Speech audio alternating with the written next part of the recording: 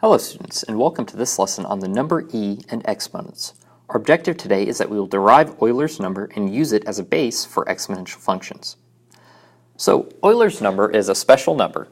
It's kind of similar to pi in that it's an irrational number. So it's the number e, and we know that e is irrational. And that means that it just can't be expressed in terms of a ratio. So it can't be expressed as like 5/3 or 2/6 or something like that. There's no way to do that. It only exists as this irrational number. So let's talk about how you develop this number. Really, the first time that we saw it is a long time ago when some mathematicians were trying to figure out the optimal time to compound their interest. They stumbled across e. Now, when I say compound, I mean, let's say that you have some money in a bank account, right? And it gives you 100% interest. So we have 100% interest.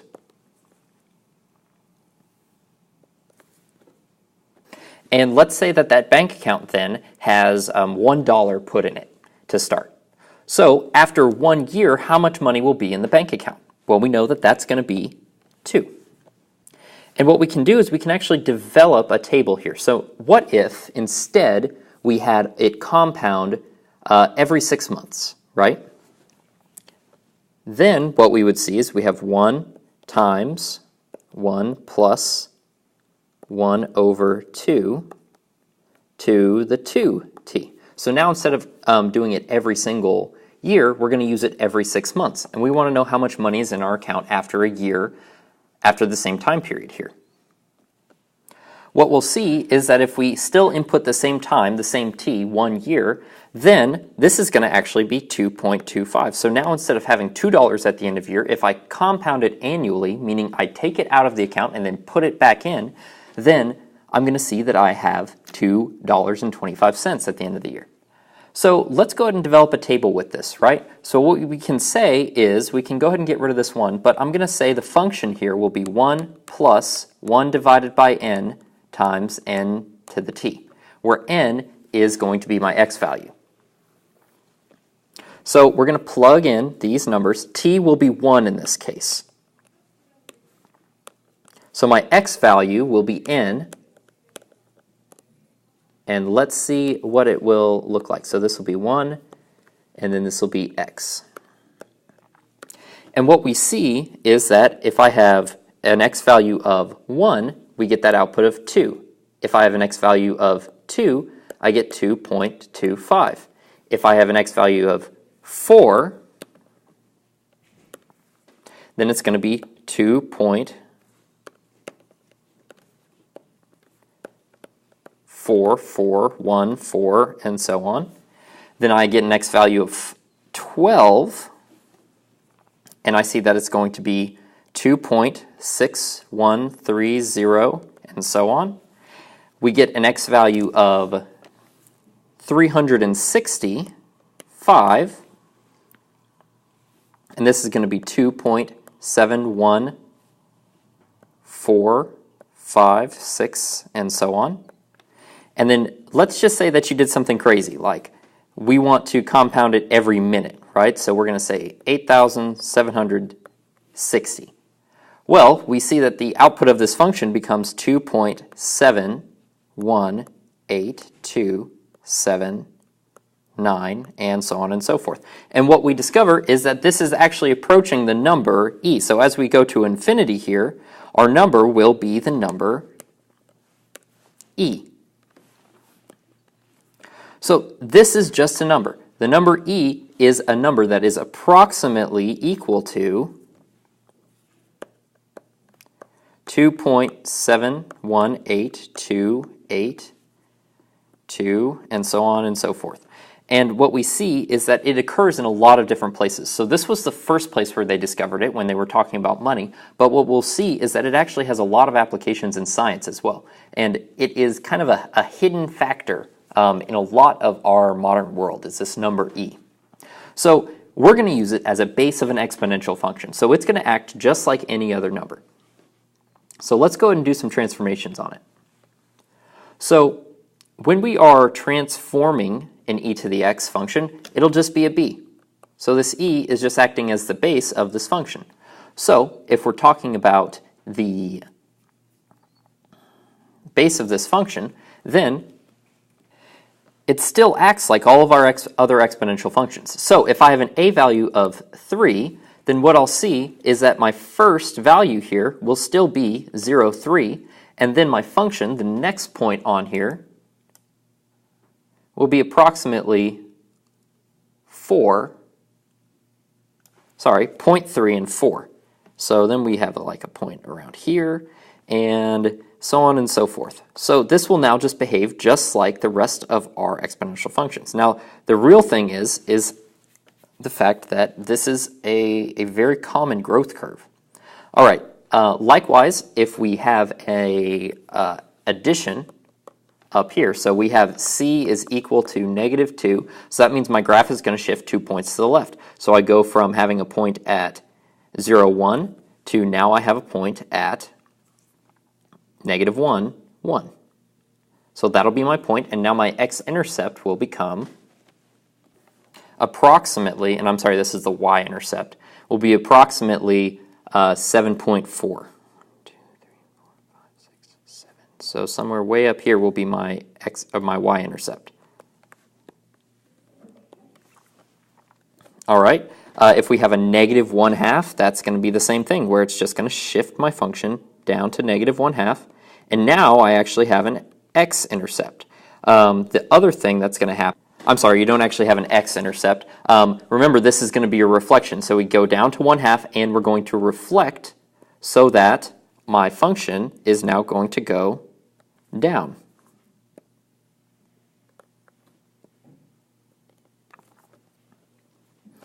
All right, and then finally, if we're going to shift up, then we go from 0, 1 to 1, 2, 3, 4, and it'll just continue up. And now, additionally, what I've done is my asymptote is now at y is equal to 3. All right, so here you have your asymptote as y equals 0. Here you have y equals 0, or rather cannot equal to 0.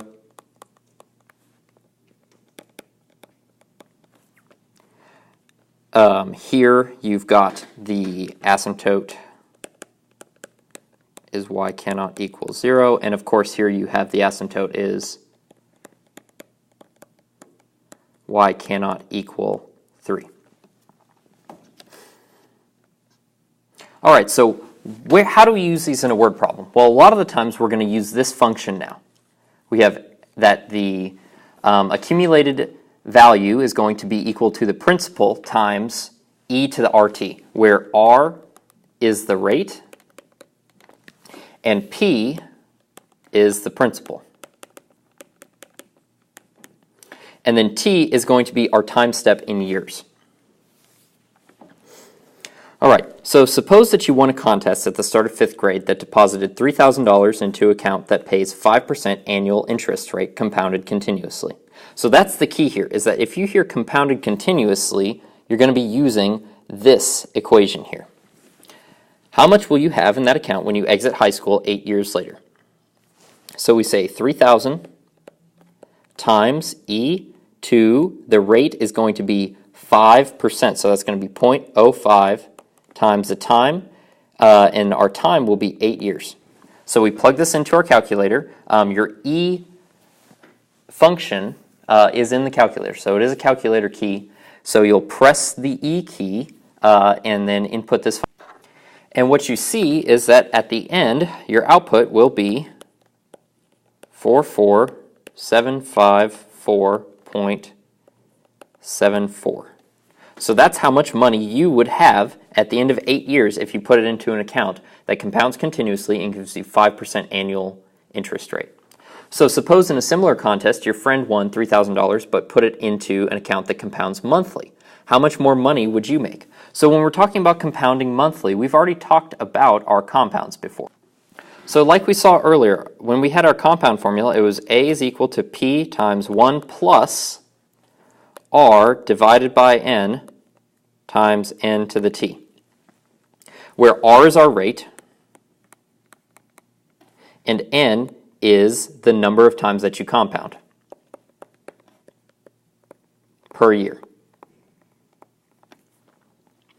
All right, so you say A is equal to 3,000, that's your principal, or your starting value, and you say 1 plus R is still 0.05 divided by n, which is going to be 12 times 12 to the 8th, or 12 times 8, because it's still an 8-year period. So let's go ahead and see how much money you would make from this. Just a quick correction up here. There's actually an extra, let's see, an extra 4 right here. So this should actually be 4,475.47. All right, and then when your friend compounds his monthly, it's going to be $4,471.76.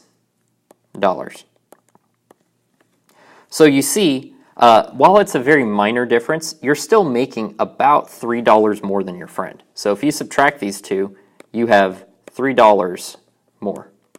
And while that seems insignificant at this level, the real power of this type of a function is for big bankers, right? So when you compound continuously, you're gaining that little bit of advantage every single time. And when you do that over time, that tends to add up. So for large accounts, this is where this type of difference becomes really important. If you're compounding monthly, it's also just as good in most cases. As you can see, there's only about a $4 difference there. All right, so here's your reflection, is why is the number E important? And then also start working on your assignment, worksheet 7-3, Transformations of E. If you have any questions, let me know, and have a wonderful day.